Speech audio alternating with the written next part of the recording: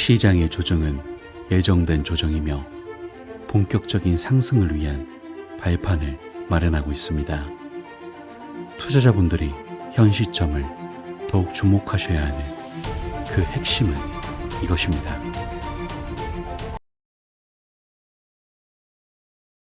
안녕하세요. 크립토피아입니다. 금일 브리핑 시작해 볼게요. 먼저 체크해 볼 건 연준의 금리 인하에 관해서 말씀드려 보려고 하는데, 제롬 파월 미 연방준비제도 의장이 물가 상승률이 목표치인 2%까지 낮아지기까지 좀 더 시간이 오래 걸릴 것으로 보인다고 밝혔었거든요. 하지만 최근 화제가 되고 있는 물가 상승세와 관련해서는 연준이 보고 있는 물가는 큰 변동이 없다고 일축했었죠. 이게 왜 중요하냐면, 최근 연준 금리 인하 계획에 지장을 줄 수 있는 여러 경제 지표들이 발표되면서 위험 자산 가격들이 일제히 하락하고 있거든요. 비트코인 역시 신고점인 73,500달러를 찍고 많이 조정을 받은 상태인데, 이런 상황에서 연준 수장인 파월 의장의 발언은 상당한 무게감을 갖기 때문이죠. 파월 의장은 16일 미국 워싱턴 DC에서 열린 워싱턴 포럼 행사에서 최근 데이터를 보면 우리가 원하는 물가 하락 관련해 추가적인 진전이 없는 상황이고, 정책적 효과가 나타나기 위해서는 시간이 더 필요하다는 걸 언급하면서 당분간 지금의 금리 수준을 유지할 것을 시사했는데, 연준은 지난 3월 열린 공개시장위원회에서 올해 3차례 금리 인하 전망을 시사한 바 있기에 이 부분이 사실상 철회된 셈이라고 볼 수 있죠. 원래는 올해 금리 인하 횟수가 줄어든다는 전망이 시장 참여자들 사이에서는 거의 기정사실화되어 있던 내용이었거든요. 최근 3개월 연속 미 소비자 물가 지수가 시장 예상치를 넘어서는 수준으로 상승하고 있었기 때문인데, 현재 시장 참여자들은 오히려 금리 인상으로의 전환을 우려하고 있고, 실제로 스위스 투자은행 UBS는 최근 내년 중반까지 연준이 기준금리를 현행보다 1% 높은 6.5%로 올릴 것이라고 전망하기도 했어요. 하지만 이 시점에서 파월 의장은 비둘기파스러운 면모를 보였는데, 추정치에 따르면 3월에 핵심 개인 소비 지출 물가 지수는 거의 변동이 없다라고 설명했거든요. 물가가 목표치만큼 내려가지 않기 때문에 금리 인하를 지연하는 것이지, 거꾸로 금리를 인상한 상황은 아니라고 선을 그은 셈이라고도 볼 수 있죠. 이에 따라 어쨌든 연준이 조기에 금리를 인하하는 것을 꺼리고 있기 때문에 투자자와 경제학자 모두 기대치를 조정하고 있는 상황인데, 연준 정책 입안자들은 3차례 금리 인하를 시사했지만 현재 시장은 올해 한두 차례만 인하할 것이라는 예측을 반영하고 있는 상황으로, 이번에 4월 30일부터 5월 1일까지 열리는 연방공개시장위원회의 다음 회의에서 더 명확해질 것으로 보이고 있는데, 결국 고금리가 지속될 가능성이 높아지면서 경제 성장에 대한 우려가 커지고 있고, 또한 비트코인의 가격도 걱정되는 게 사실이거든요. 인플레이션에 대한 해지 수단으로 종종 선전되는 비트코인이 최근의 변동성과 글로벌 요인에 대한 민감성 때문에 인플레이션 방어 수단으로서의 위치가 복잡해지고 있는 거죠. 다만 어찌되었건 비트코인은 단순한 가치 저장 수단이 아니라 향후 디지털 경제의 가장 중요한 지위 상징 중 하나가 될 것이기 때문에 언젠가는 100만 달러가 넘을 수 있다는 말도 나오는 만큼 큰 걱정은 하지 마시라는 말씀 전해드리고 싶어요. 다음으로 최근 들어 계속 체크해드리고 있는 또 하나의 흐름인 홍콩의 비트코인 ETF에 관해서 체크해 볼게요. 일단 미국에서 비트코인 현물 상장지수 펀드 ETF가 승인되면서 최근 가격 급등을 주도하는 등 비트코인의 제도적 매력이 높아지고 있는 것은 부인할 수 없는 사실이죠. 이런 가운데 홍콩의 비트코인 현물 ETF가 승인되며 비트코인뿐만 아니라 미국보다도 앞서서 이더리움 현물 ETF까지 승인하는 모습을 보여주면서 가상화폐 투자에 우호적 환경을 조성하며, 이를 계기로 중국 본토의 대규모 자금이 들어올 가능성이 있다고 바라보고 있어요. 더불어 일전에도 말씀드렸지만 상하이 증권거래소와 홍콩 증권거래소 사이 교차 매매를 허용하는 후강통, 성강통 시스템을 이용해 최대 250억 달러 규모의 중국 본토 자금이 가상화폐 현물 ETF에 투자될 수 있다고 바라보고 있는데, 현재 중국 본토 투자자들은 후강통, 성강통 시스템을 통해 연간 5,400억 홍콩 달러 한도의 주식을 거래할 수 있고, 최근 3년간 약 250억 달러 정도의 한도가 남아있어 이만큼의 자금이 비트코인 현물 ETF로 흘러갈 수 있다는 것으로 전망되고 있어요. 그리고 끝이 아니죠. 최근 중국 본토 주식시장과 부동산 시장이 침체기를 겪고 있어 투자처를 찾지 못한 자금이 가상화폐 투자로 몰릴 수 있다는 전망도 나오고 있는 상태인데, 경기에 대한 확신이 없는 가운데 중국 주식과 부동산 매력이 낮아지자 중국 젊은 세대는 금 투자에 열을 올리고 있거든요. 만약 여기서 비트코인 투자가 허용되게 되면 중국 현지 상황으로 볼 때 비트코인으로 유입될 자금 규모는 매우 클 것으로 바라보고 있어요. 있어요. 따라서 현재 중동 리스크 때문에 시장의 하락이 계속되고 있지만 중장기적 관점으로 보면 여전히 상황은 긍정적이라는 거 체크하시길 바랄게요. 다음으로 리플 소식 살펴볼게요. 최근 XRP 커뮤니티 관련인이 리플의 페이먼트 파트너 트랭글로가 실시간 거래에 XRP를 사용하는 방법과 이러한 거래가 XRP의 가격 상승에 왜 큰 영향을 미치지 않는지에 대해 언급하여 주목받고 있거든요. 여기서 트랭글로는 2021년 9월 시범 도입에 성공한 뒤 리플의 ODL을 수용했는데 초기 100일 동안 25만 건 총 4,800만 달러의 거래를 처리했고 2022년에 들어서는 9억 7천만 달러를 처리하며 약 2000% 이상의 어마어마한 증가 수치를 보여줬는데 트랭글로는 모든 실시간 거래에서 XRP를 사용하고 있어요. 근데 여기서 이렇게 활발한 거래가 진행되고 있는데 이것이 왜 XRP의 가격에 큰 영향을 미치지 않는지 궁금해하시는 분들 많으실 거예요. 하지만 이러한 거래 자체가 공개 암호화폐 거래소가 아니라 장외시장 OTC에서 발생하기 때문에 XRP의 가격에는 거의 영향을 미치지 않는 것이거든요. 애초에 ODL을 설계할 때 XRP의 가격에 대해 중립적인 효과를 갖게 만들었기에 즉각적인 가격 상승 효과를 가져오기는 어렵다는 거죠. 하지만 어쨌든 이러한 리플의 ODL 시스템을 전 세계 각국이 이용하며 생태계가 넓혀져 가고 있는 건 사실이기 때문에 즉각 반영은 어려울 수 있겠으나 결국에는 XRP를 국경간 송금의 주류 자산으로 자리 잡게 하는데 큰 역할을 하고 있기 때문에 크게 보면 여전히 XRP의 가격 상승에 영향을 주고 있는 호재라는 걸 긍정적으로 체크할 수 있겠고요. 어쨌든 이러한 생태계 확장이 더욱더 본격적이고 빠르게 진행되려면 리플과 SEC의 소송이 끝나야 할 것인데 일정을 살펴보면 SEC가 리플의 공동 창업자인 브래드 갈링하우스와 크리스 라슨에 대한 혐의를 기각했기 때문에 최종 재판 전 회의는 더 이상 없고 이제는 리플이 SEC의 의견서에 대한 답변을 4월 22일까지 제출한 뒤 그 다음 SEC가 5월 6일까지 답변서를 제출하게 돼요. 그러면서 최종적인 판결만 앞두고 있기 때문에 결과적으로 보면 그동안 투자자분들은 리또속이라고 하시는 분들 많으셨겠지만 소송 상황에 따라 정말 한 달 남짓한 이 기간 동안 XRP의 초대형 빅 이벤트가 일어날 수 있기 때문에 현 시점은 굉장히 집중해야 하는 주요 포인트인 걸 강조드리고요. 금일 브리핑은 이것으로 마무리하도록 할게요. 마지막으로 영상 하단의 고정 댓글 보시면 이런 시장의 다양한 관점들에 대해 교류할 수 있는 소통방 링크 있으니까 많은 참여 부탁드릴게요. 감사합니다.